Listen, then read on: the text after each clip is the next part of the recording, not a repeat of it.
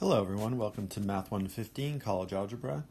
So in this section, I want to continue talking about polynomial functions, and we're going to focus on graphs of polynomial functions, and ultimately we're going to be able to examine a graph, and as long as we meet certain criteria, be able to come up with the equation for that polynomial function just by looking at the graph, what's happening with the graph. Okay. So to start, let's look at like some general characteristics or features of graphs of polynomials. So first thing is that graphs of polynomial functions have smooth curves with no breaks or sharp turning points in them. So let me give you some examples of that. So let's say my graph looks like this.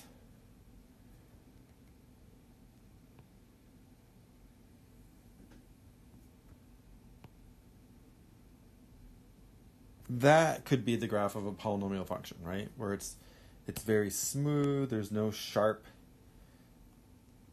kinks in the graph or anything, and the graph doesn't jump, right, from points to points. So that would be an example of a polynomial function. Or certainly,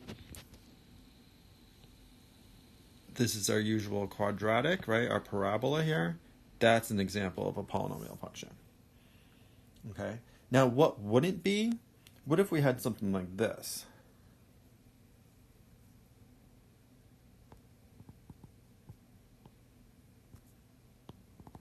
Actually, I'll have these go on forever.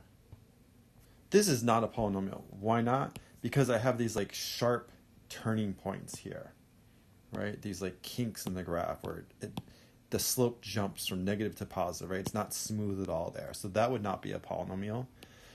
And then also, if the graph jumps itself, so if it does something, let's say this is my graph. So this is some function.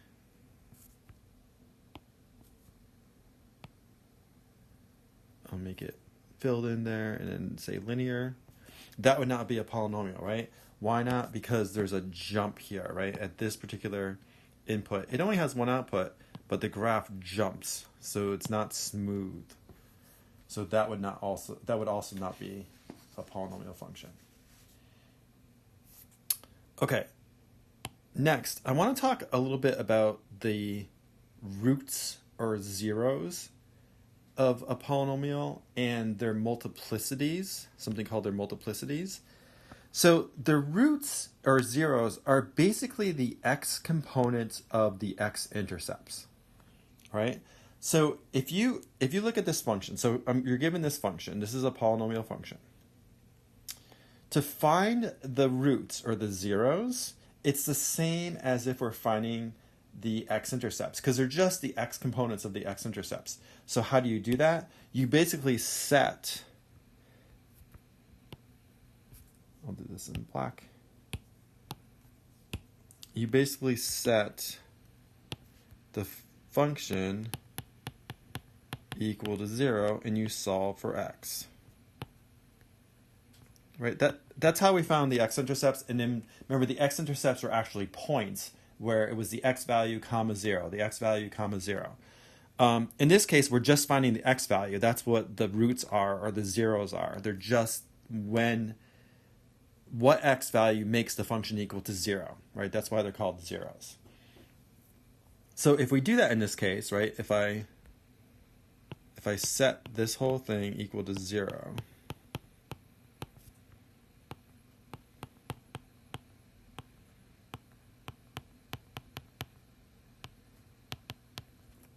first of all, I can multiply both sides by 12, right? So that gets rid of the 112. And then I'm going to have several possibilities. I'm either going to have x plus 3 is equal to 0. I'm going to have x minus 2 squared is equal to 0. But that's the same thing as x minus 2 times x minus 2 is equal to 0, right? Which means either x minus 2 is equal to 0 or x minus 2 is equal to 0. And then finally, I'm going to have x plus 1 cubed is equal to 0.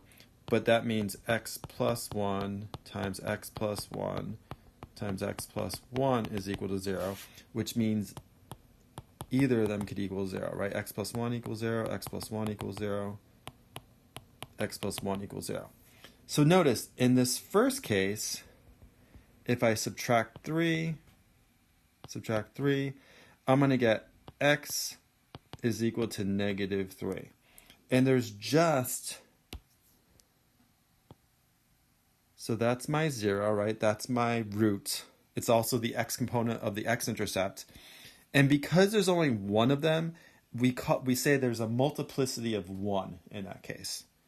So that 0 only occurs once. There's a multiplicity of 1. If I look at the second factor here, x minus 2 squared equals 0. Again, that's x minus 2 times x minus 2 equals 0. If I set each of them equal to 0, I'm going to get x equals 2 and then x equals 2. Right? It's the same solution, but it occurs twice. So we say that the multiplicity of that 0 is 2. Okay, and then if I look at the next factor, which is x plus 1 cubed equals 0, again, that means x plus 1 times x plus 1 times x plus 1 equals 0. So if I set each of them equal to 0, and I subtract 1, I'm going to get x equals negative 1, x equals negative 1, x equals negative 1. So those are my zeros, or my roots, and they're all the same value. So we say that x minus negative 1 is a root, but it has a multiplicity 3. Okay, so in this case, over here, this was multiplicity 1, this is multiplicity 2, and this is multiplicity 3. Okay, it's kind of like, you can think of this as like, this is a single root, this is a double root, this is a triple root. Okay, but graphically, what does this look like? So if you look, and I have this written down below here, so if you look at the x minus 3 root, right, that's this right here. So this root right here. Again, it comes from the x plus 3 to the 1 factor, right? It's called a single 0. It has a multiplicity of 1. And what does the graph look like near there? It looks like a line passing through that root, right? Passing through that point. So I'll write that here. So that root there has a multiplicity of 1, and in terms of the graph, it looks like a line.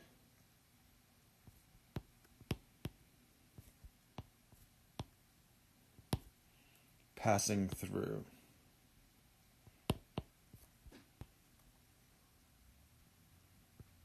The root, or the 0. Okay, so that root comes from the factor x plus 3 to the 1 power. It's the exponent here, right, that really tells you the multiplicity, and it looks like a line going through that root. All right, what about the x plus 1 cubed factor? Well, this one, right, remember we set this equal to 0, we got the solution x equals negative 1, that's down here. And since we got it 3 times, it has a multiplicity 3. It's called a triple 0 or triple root. What does it look like? Like, what does the graph look like near that factor? Well, this is the x equals negative 1 factor. And notice here that the graph has a shape of a cubic function, right? It goes in, it kind of gets flat through that point, and then comes back out again. It looks like a cubic function. And by the way, this is like a typical cubic function, like x cubed, but it could be negative x cubed, right? The graph could have done something like this too. It depends on your polynomial. Go either way, but near that point, if you zoom in on that point, if we get closer and closer and closer to that point, it looks like a cubic function near that point. Okay, so let me write that here. So it has a multiplicity 3.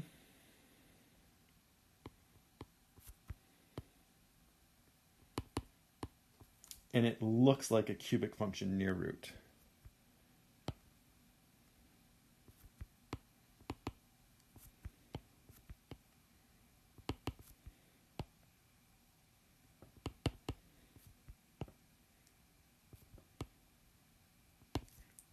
Right? Again, x equals -3.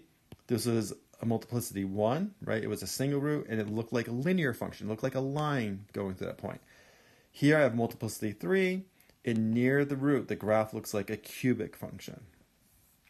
Okay, then finally, we had the x minus 2 squared factor. And then when we set that equal to 0 and solved it, we got x equals 2, right? So the root is x equals 2, but it occurred twice. So in that case, we say it's a double zero or double root, and it has a multiplicity of 2. And if you look at the graph, what does it look like near that root? It looks like a parabola, right? It looks like a cubic function. So near the root of x equals 2, it has a multiplicity 2. And it looks like a parabola, right? It kind of bounces off, right? It's like a cubic function, a quadratic function, right? It's a quadratic function. It bounces off. It looks like a parabola. So it looks like a parabola near the root, right? A quadratic function. Now, if you had higher multiplicities, like let's say 4 would also look like a parabola, but it would be flatter, right? It would look like an x to the 4th root. And then 5th would kind of look like cubic, but it would be flatter in here, and so on. So if it's even, it's going to kind of look like a parabola. If it's odd, it's going to look like a cubic function. The problem is if you have like x to the 7th, it's hard to determine whether it's x to the 7th or x to the 5th. So to keep things simple, for this section, we're only going to consider multiplicities of either 1, 2, or 3. We won't go any higher than 3. Otherwise, it's really hard to determine exactly what's going on there. Like, is it degree 4? Is it degree 6? Right? It's really difficult to determine that. So we're going to stick with just multiplicities of 1, 2, and 3. Okay. So the cool thing is, by looking at a graph, we can basically come up with the equation by thinking about what the shape is near the particular roots. All right, so let's do some examples of that. I do find this really cool, actually. All right, so here's my graph, and I want to write an equation. Right, it's a graph of a polynomial. I want to write the equation of that polynomial. Come up with an equation. All right, so I'm going to make a little table. Actually, I'm going to move this over a little bit, where I'm going to write down the root, right, or the 0.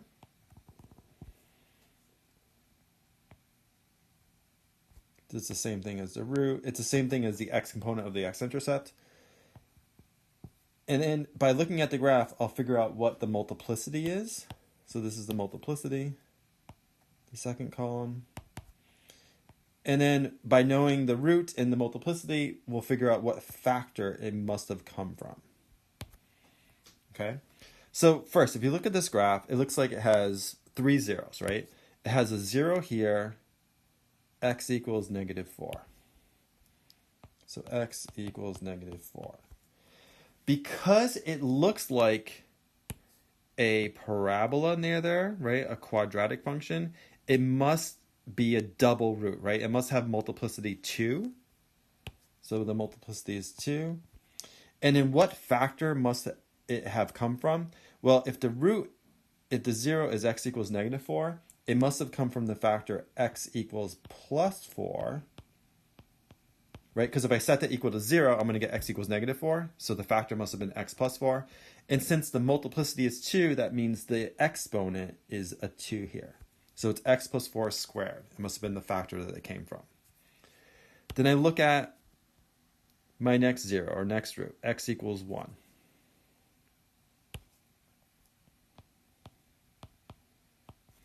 Because if we zoom in, right, if we get close and closer, see how it looks like basically a line passing through that point? Just have a linear function there.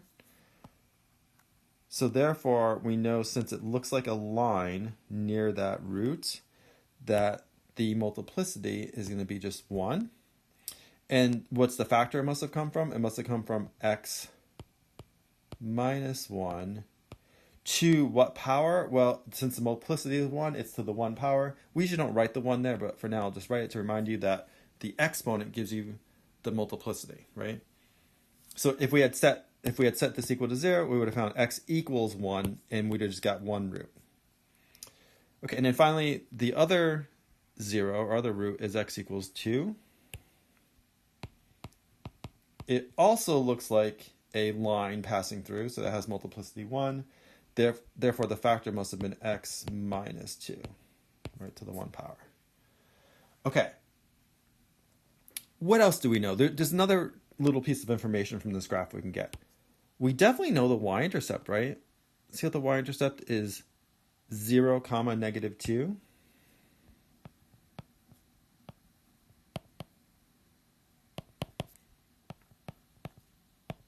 That's where the graph passes through the y-axis. So that gives us enough information to figure out what the actual function is.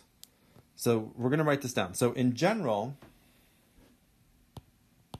the polynomial is going to have some coefficient, I'll call a. I don't know what that is yet, but I'll be able to figure it out.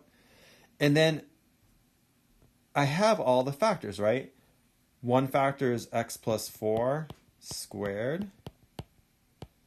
Another factor is x minus 1 to the 1 power. Another factor is x minus 2 to 1 power, right? So I have some constant, which I have to figure out, but I know all the factors because I found them all up here in the table. It's this times this times this, right? If I set this equal to 0, I'm going to get those roots again. I'm going to get x minus 4 twice, double root. I'm going to get x plus 1 once and x plus 2 once. Okay, so that it must have that form.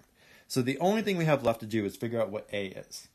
How do we figure out a? Well, we can use some other point on the graph to figure out a. And there's a nice point we can use. We can just use the y-intercept, right?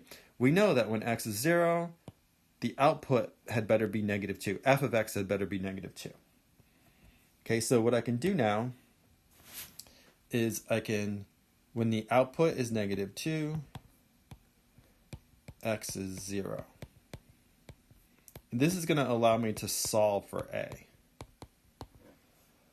Right, so if I work this out, I have this is negative 2 is equal to a.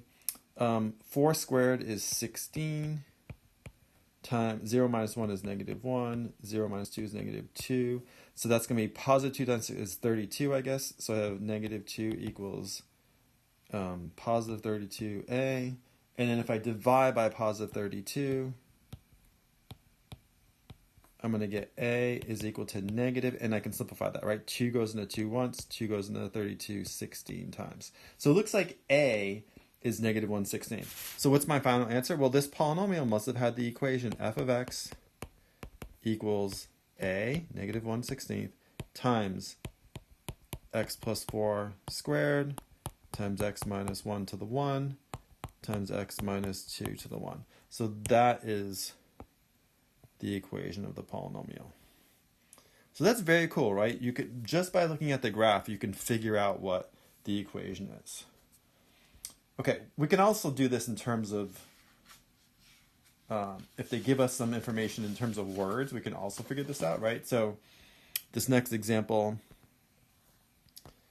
says, find a formula for the polynomial p of x with degree 9, leading coefficient 1, right, which tells us that a is equal to 1. So this tells us a is equal to 1. Root of multiplicity 2 at x equals 0. So that basically tells us that the factor must have been x minus the root 0, right? And it has a multiplicity 2 squared, but that's just the same thing as x squared. Root of multiplicity 2 at x equals 7, so the factor must have been x minus 7, and that is squared, right? Because if I set the equal to 0, I'm going to get x equals 7 twice. And then root of multiplicity 5 at x equals 10, that must have meant that the factor is x minus 10 to the 5th power, right? Because I'm getting that root x equals 10 5 times. Right? Again, do you guys understand that? So if I had I set this equal to 0, I'll just do the x minus 7. That means x minus 7 times x minus 7. When you set each term equal to 0, you're going to get, this is minus 7 equals 0. You're going to get x plus 7 twice, right? I'm going to get x equals 7, x equals 7. So that's what this means.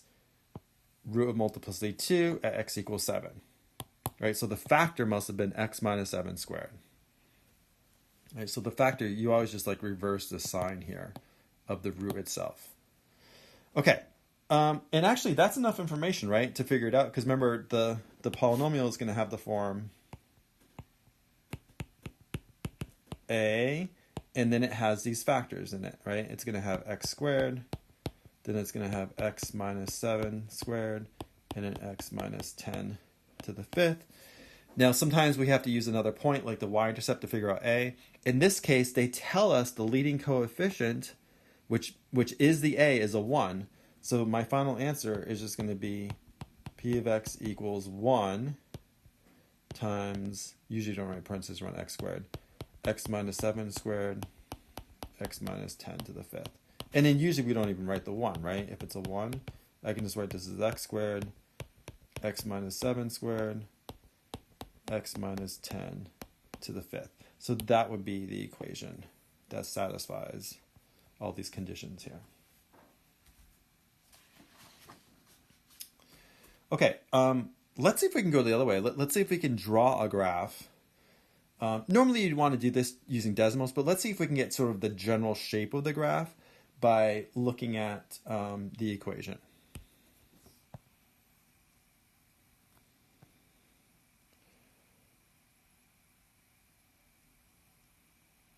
All right, so let's say the polynomial is given, it's not given in factored form, it's given in standard form. So then the only way we can interpret what's going on is to actually factor it. So let's try and factor this.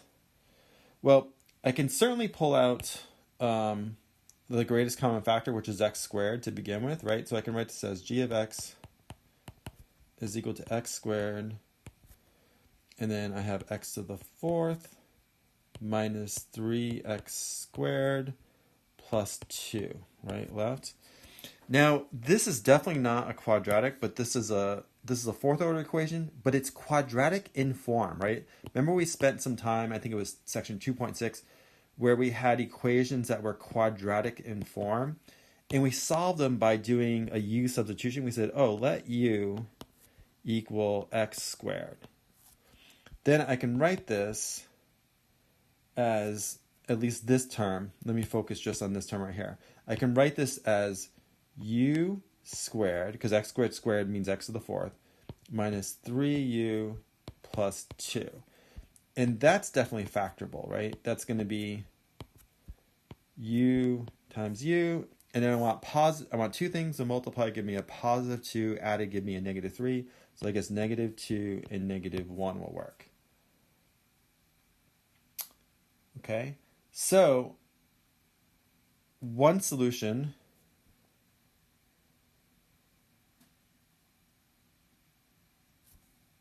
oh, actually, I guess we're not solving this, right? We're just factoring it right now. So let me do this. Let me plug this back in. Let me plug x squared back in for u. So this is going to be x squared and an x squared. So I guess what I could do now is I could think about these as like difference of squares. So x squared minus 1, that's certainly a difference of squares, right? I can factor that into x plus 1 times x minus 1. This one's tricky because 2 is not a perfect square, but if you think of the square root of 2 as being square root of 2, you could factor this into x plus radical 2, x minus radical 2. Right? So now the entire equation, g of x, is going to be, I still have this first term here. Don't forget this first term, x squared, that we factored out from the beginning. So I have this x squared. Then I have x plus square root of 2, x minus square root of 2, x plus 1, x minus 1. So this is tricky because it wasn't that easy to factor this, but we were able to factor it. So now that it's in like factored form, now we can estimate like what this graph will look like. So one thing I could do is I could find, let's see, what else can I do? I guess I could find the x-intercepts or the roots, right, the zeros, and those are all given by setting this equal to 0. Right, so if x squared times x plus radical 2 times x minus radical 2, x plus 1, x minus 1 is equal to 0, then that means one possibility is x squared is equal to 0. Another possibility is x plus radical 2 is equal to 0. Another possibility is x minus radical 2 is equal to 0. Another possibility is x plus 1 is equal to 0. Another possibility is x minus 1 is equal to 0, right? Since it's in factored form, I can see that. Well, this one is going to give me just x equals 0, but it's a double root, right? Because it occurs twice. This is like x times x equals 0. So one possibility is x equals 0, the other possibility is x equals 0, right? So x equals 0, and it has a multiplicity of 2. In this case, if I subtract square root of 2, I'm going to get x equals minus radical 2. That's just a single root, multiplicity 1. In this case, if I add radical 2, I get x equals square root of 2. That has a multiplicity 1. In this case, if I subtract 1, I get x equals negative 1. It's just a single root, multiplicity 1. And if I add 1 for the last one, I'm going to get x equals 1, also multiplicity 1. Okay, and then I guess I could also find the y-intercept. Right, I could find what is g when x equals 0. And the easiest way, actually, instead of using the factored form, is go back to the original form. If I plug in 0 for x here, can you see how you're just going to get 0? So it looks like the y-intercept is the origin against 0, 0. Okay, so we're just trying to get a general sketch of this. So let's plot this out.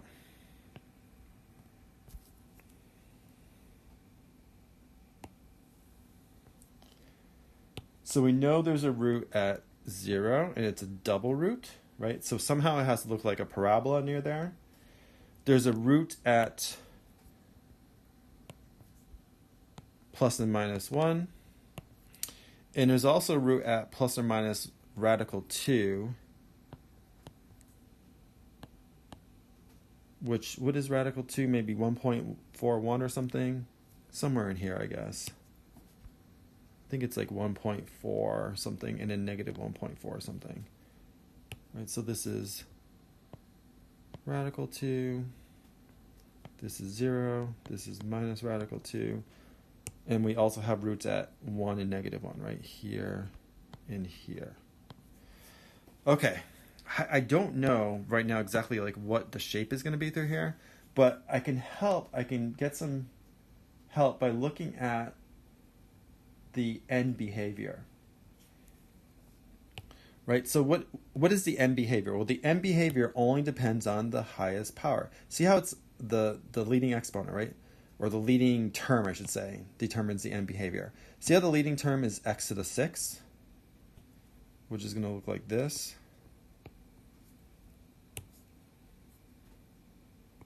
Right, it'll be flatter here, but it'll look like that. Right, it's a 1 in front, so it goes up like that. So I know the leading behavior has to look like that for my actual function. Right, as x goes to infinity,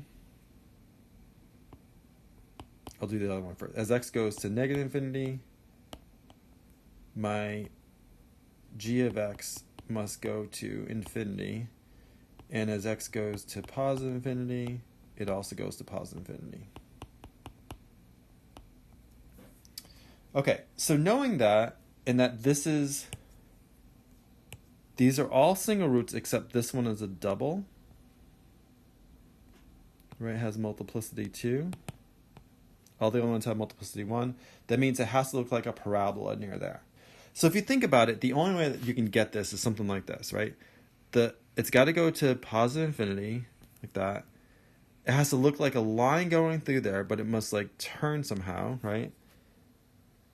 And then here, because it's going to have to like bounce off of it, look like a line going through, and then off to positive infinity again. So something like that. And again, it's hard to draw this exactly, but that's sort of like the general shape of it, right? Because all of these are single roots here.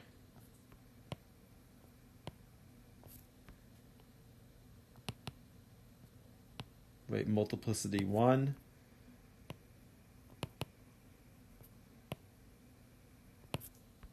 Single roots. And except this one at the origin was a double root. So here, with the single roots, it looks like a line going through. And here it has to bounce off, has to look like a parabola, right, at the double root. Okay? So something like that would be the shape of this original function. Okay. Well, let's do more examples here.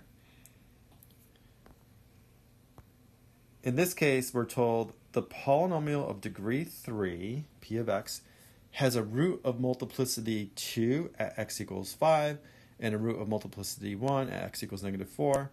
And you're also given the y-intercept, 0, negative 20. What's the formula? Okay. Again, I think it's best to draw a table. So I'm going to do a little table. I like the idea of using a table where I have the 0 or the roots, then I have the multiplicity, and then from that I can figure out what the factor must have been, and that'll help me write the actual equation later. So if it says it has a root of x equals 5, multiplicity 1, so the factor must have been x minus 5, right, raised to the 1 power, and then it has a root of x equals negative 4, multiplicity, oh wait, I read that wrong. A root of multiplicity 2 at x equals 5. Okay, so x equals 5, the multiplicity is 2, so that means the factor is going to be x minus 5 squared, right? And then multiplicity 1 at x equals negative 4. Okay, so x equals negative 4 is the root, multiplicity is 1. Then the factor must have been x plus 4, right, to the 1 power. Okay, so that means the equation, the polynomial, must have the form some constant, which we're going to have to figure out, a, times x minus 5 squared times x plus 4 to the 1. I don't have to write the 1. How do I figure out a? I need another point in the graph. Well, we're actually given that because we're given the y-intercept. So we're going to use the y-intercept. So it's saying p of x, the output, is negative 20 when the input x is 0. All right, that's what it means. 0, negative 20 means when x is 0, the output is negative 20. Why is that helpful here? Because that will allow us to figure out what a is. So I have negative 20 is equal to a. Negative 5 squared is going to be positive 25, right? And I have a positive 4. So it looks like negative 20 is equal to 100a. And if I divide by 100, I'm going to get a is equal to negative. I can simplify that to 1/5. So it looks like my final polynomial, the actual function, the equation, is negative 1/5, right, a, times x minus 5 squared times x plus 4 to the 1. So that would be the equation that satisfies all those conditions. Okay, a couple more of these, and that'll be it for this section. A little more practice here. All right, so write the equation for the graph of a polynomial function shown below. Okay, so they give us a bunch of information. Let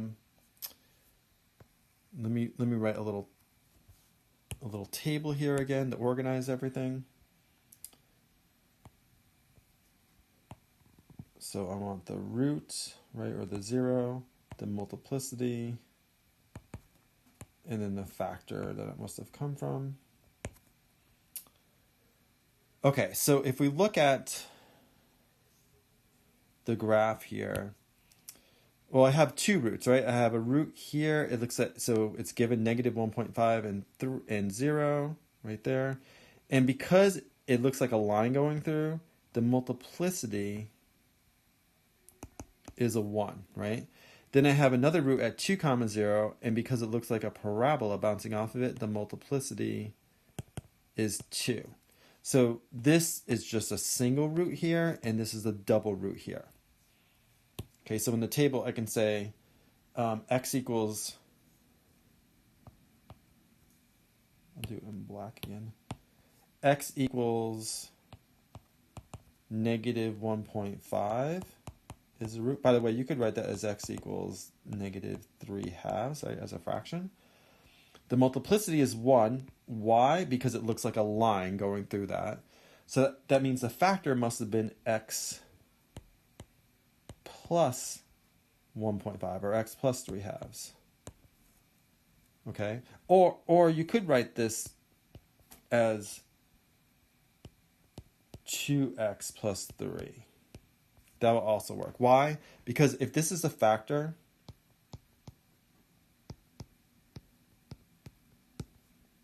right, equals 0, that's what led to the root x equals negative 3/2, so I subtract 3/2 on both sides.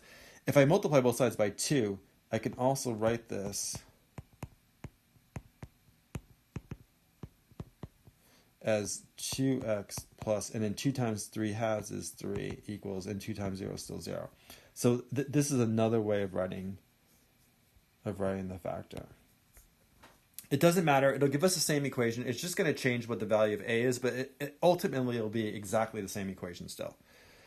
Okay, and then the other root is x equals positive 2, and because it looks like a parabola, it has a multiplicity of 2, so the factor must have been x minus 2 squared, right, from that particular root. Okay, what else do we know? We also know the y-intercept, right, which is given right here. It's where it passes through the y-axis, and they give it 0, 12. So that's going to help us basically find a later. All right, so let's see if we can write this out, this equation. Give myself a little room again. So I have f of x is equal to a times one factor. I'm going to just use this one, 2x plus 3, times another factor, which is x minus 2 squared. And then I'll use the y-intercept to figure out a. So it's saying when x is 0, the output is 12. So if I plug in 0 here, so this gives me 12 is equal to a. 2 times 0 is 0 plus 3 is just 3. And then negative 2 squared is 4. So this just says 12 equals 12a. So if I divide by 12, I guess a is just 1 in this case. So that means the actual equation is f of x equals 1 times 2x plus 3 times x minus 2 squared. And we don't ever write the 1, so you could just write this as f of x equals 2x plus 3 times x minus 2 squared. So that would be the answer. Right, that's the equation for that polynomial. By the way, had we used, so remember I said we could either use 2x plus 3 or x plus 3 halves. What if we use the x plus 3 halves? How would that change all this? How would that affect this? Let's actually do that other case. I'll do it down here. I have a little room. So alternatively, right, I could have said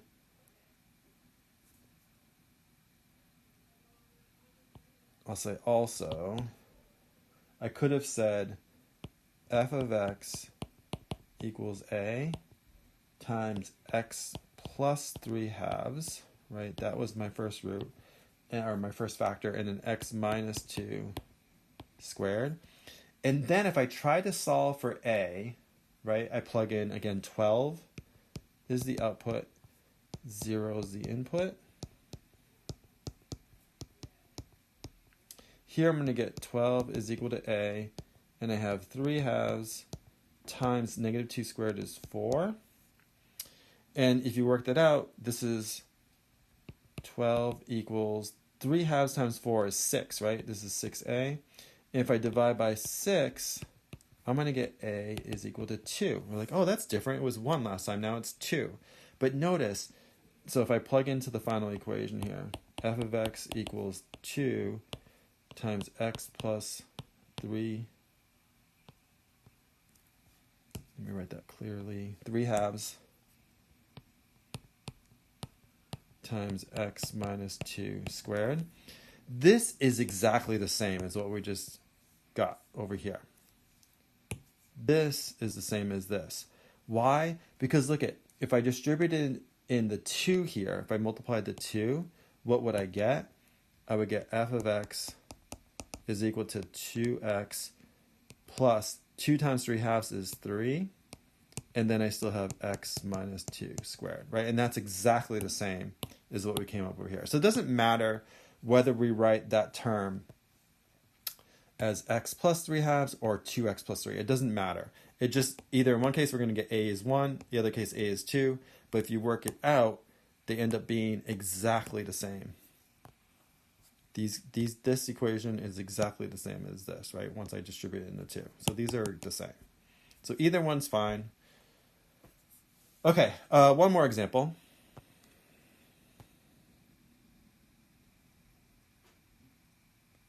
So the graph below is a polynomial of degree 6. Identify the roots and their multiplicities, and then write an equation. Okay, so again, I'm going to make a little table so we can organize everything. So we have the root, we have the multiplicity, and then the factor that it must have come from. So let's see, the first root looks like x equals negative 3. And because it looks like a parabola there, that would be a multiplicity 2, right? Then I have x equals negative 1. It looks like a line, so multiplicity 1. And then x equals 4. In this case, it looks like a cubic function, right? It goes up, kind of gets flat there, it goes through there, gets flat, and goes back up again. So it's like a cube. It looks like a triple root there, right? A cubic function, multiplicity 3. So x equals negative 3. It looks like a parabola, right? A quadratic function, so that's a multiplicity 2. So the factor must have been x minus, oh no, sorry, this is x equals negative 3, right? So x plus 3 squared. That must have been the factor. All right, the second root is x equals negative 1. Again, it looks like a line going through, so multiplicity 1. So the factor must have been x plus 1 to the 1 power. And then the third root is x equals 4. Multiplicity 3. So the factor must have been x minus 4 cubed. Okay. Oh, and notice here, there's another point. If you add up all the multiplicities, 2 plus 1 plus 3, you should get the degree of the polynomial. And we said that this was a 6th-degree polynomial, right? So this fits. It all works together. That's because if you raise, x plus 3 squared, you're going to get like an x squared term. Here you're going to get an x squared, an x term. Here you're going to get an x cubed. So you multiply x squared times x cubed, you're going to get x to the 6th. So the leading term is going to involve like an x to the 6th. So that's why it's a 6-degree polynomial. All right, and what else do we know here? We can figure out the y-intercept, right? That's where it passes through right here. Got to be a little careful with the scale. Right, this is -80. So it looks like each mark here is 40, right? So this is -40, -80, I guess -120. So the y-intercept is 0, -120. All right, so given all the information, let's see if we can come up with the equation. So it's going to have the form some constant a, we'll have to figure that out later. Then we have a factor x plus 3 squared. Then we have another factor x plus 1 to the 1, which I won't write the 1. And we have another factor x minus 4 cubed. Okay, to find the a, we're going to use another point. What's the point we're going to use? Just the y-intercept, right? So we know when the output, when p of x is -120, the x is 0.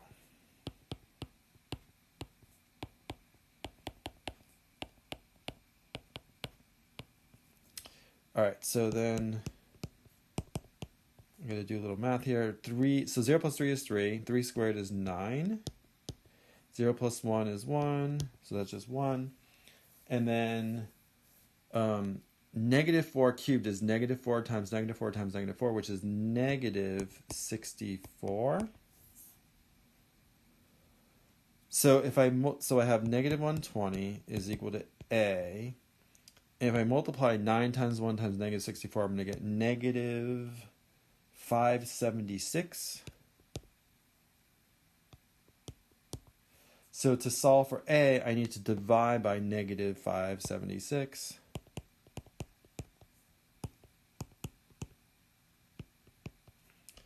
And it turns out that a is going to be, if you simplify this, positive 5/24.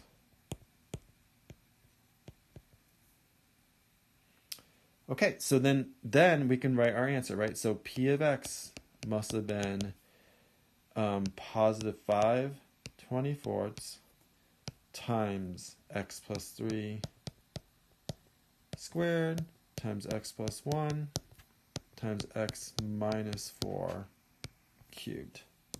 That's going to be the equation of that polynomial.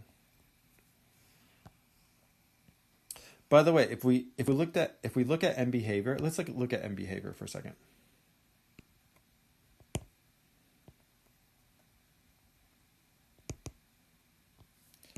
That only cares about the leading term, right? And remember, if you expand this out, so we have a 5/24 from this term right here, that's x plus 3 squared. What's the largest I'm going to get out of there? I'm going to get an x squared term, right? Everything else is going to be less than that. I'll have a 3x, another 3x, so 6x, and a plus 9. That's the largest term is x squared. Here, the largest term is just x, right? The linear term. And here, if I expand this out, this last term out, I'm going to get like an x cubed and then plus other things, like an x squared term, x term. It'll be less, right? The highest is going to be x cubed. So the leading term must have been 5/24 times x squared times x cubed is x to the 6, right? Remember, you add the exponents. 2 plus 1 plus 3. By the way, that's why I said if you look at the multiplicities and you add them, you're going to get the degree of the polynomial. So this polynomial, at least for large or very large x's or very small x's, looks like the leading term, right? It looks like this first term here. And we know that looks like from the graph, right? It's even, the k is positive, so it's going to look something like this,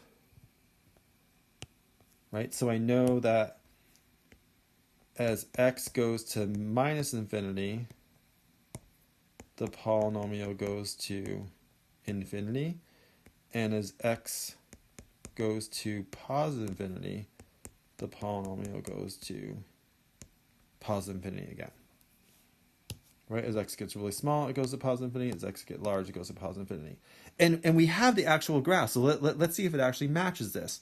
Again, in between, I don't know. In fact, we have the graph. We can see what it does in between. See, it's somewhat complicated in between, right? Because it has these zeros, these roots, it does a bunch of things here. But look what happens. As x gets really, really small, it goes to positive infinity. As x gets large, it goes to positive infinity. So if you look at just the extremes, it looks like that function where it goes to positive infinity, positive infinity. Okay, that's kind of a cool section, right? That we can actually come up with an equation just by examining the graph, as long as we're, a little careful and kind of restrict our roots to being of multiplicity 1, 2, or 3. All right, so that's it. That's all we're going to talk about for this section on polynomials. Next, we're going to do a little bit with trigonometry, and then we'll end up with an application of trigonometry, which is vectors, and how that applies to physics a little bit. Okay, great. Thanks.